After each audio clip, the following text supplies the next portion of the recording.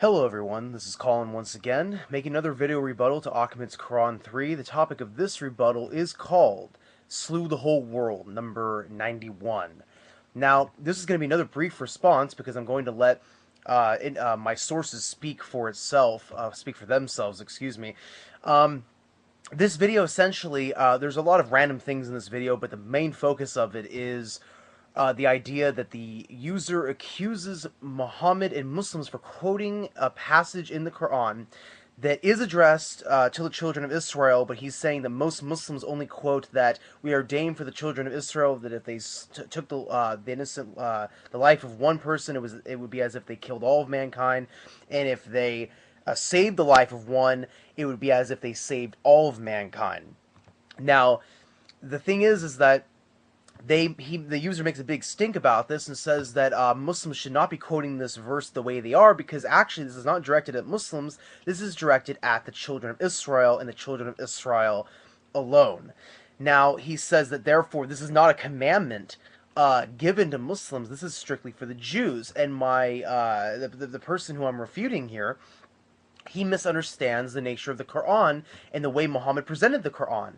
There are many hadiths where the Prophet mentions that metaphorically speaking, that one of the greatest people is the one who reads the Quran and goes by its teachings, by its commandments, meaning that just because there are pieces of revelation that the Quran affirms, it does not mean that the Muslims do not follow those affirmed teachings. Rather, they follow all the teachings that are in the Quran.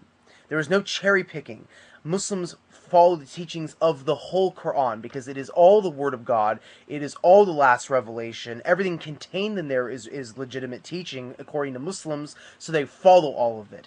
No Muslims, just because it's directed towards the children of Israel, does not mean that it's not something they are supposed to follow. For example, when it says to the children of Israel, do not eat pork, Muslims, therefore, are not. They don't say, "Oh, well, that was only for the Jews, not for us." That's incorrect. They do also have to.